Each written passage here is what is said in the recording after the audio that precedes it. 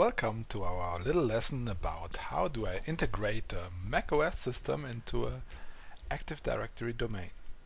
For this demo we use a 10.9.5 release of macOS.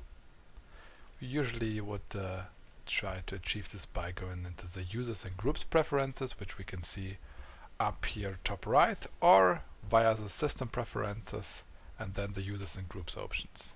To actually be able to change or modify the settings, we need to click this log symbol, authenticate ourselves again, and now we're able to use the login options, and just basically press a button to join. This utility will not be able to easily integrate your macOS into the domain, because it just tells you please input the domain name, which I just did, but it didn't work. So usually what you do is you press the button to open the directory utility, and then you get a little bit more preferences and settings to change, and that will work. So we use the open directory utility, unlock the interface here as well, re-authenticate, and then choose Active Directory and the button with the pen symbol. Now here we just type in the name of the computer account. It will be created automatically in the Active Directory. We type in the Active Directory full qualified domain name of that domain, and we have a few advanced options which basically tell us what's the user experience, mappings between Active Directory attributes and the macOS attributes, and here who may actually administer this macOS system. So we basically give him the groups, the domain groups that may administer this macOS system. Now if we press bind, we just saw we need to enter an administrative account for the Active Directory, so we may enter it. What you will see now is that it will throw an error, because one of the things that's very important to know is that authentication usually is pretty sensitive to time synchronization, and in this case the time that is shown here in the macOS system does not really compare to the time that we have in or on the domain controller system. So I will just adjust the time, set it to the right time, approximately the same time as on the domain controller, and then if we try again, give the credentials to the domain administrator in this case, then it will work. It's going to take a little bit of time. There are different steps involved in integrating this macOS system into the Active Directory, but the end result will be we are able to log into the macOS system with user accounts that are only existing in the domain, in the Active Directory domain, and basically we can just use network users to log in instead of local users that are already present on the macOS system.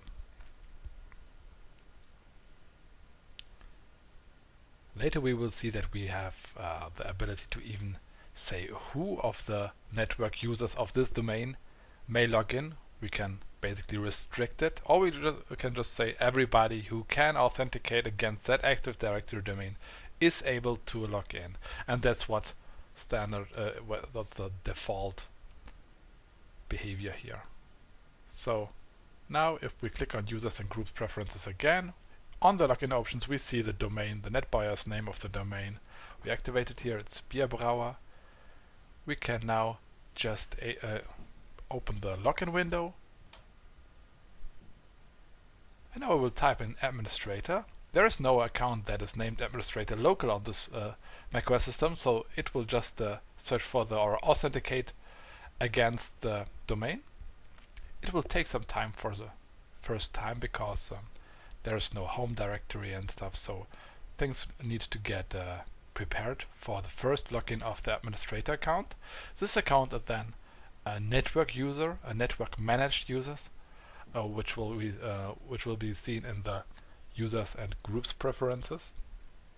So we see I could log in as administrator, I'm just gonna create a quick shortcut for the terminal, open the terminal, and basically use the who am I commands to display the name that I'm logged in with. Then I will change the directory to the users directory, where we will see I got a home directory here locally as well.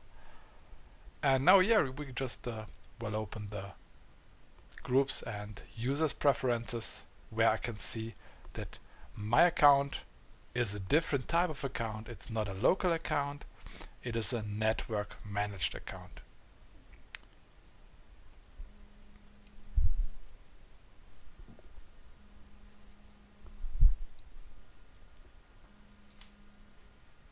Here again, what we will see now is I'm the domain administrator, but I'm not allowed to unlock the interface, the administrative interface. If I try that and click on unlock, it's not going to work. So this is something I don't have. The rights, the permission to unlock the administrative interface. If I use the regular local admin, this is in this case the CL admin for client admin, then it's going to work. So we see we still have some restrictions on this account as it is seen by the network managed right beneath my username. We see this is the option where I can say that I don't want to have everybody log in onto this machine, onto this macOS system, but only the, in this case, the person Mike Kruger. But I'm going to change it back and exit the options and log off.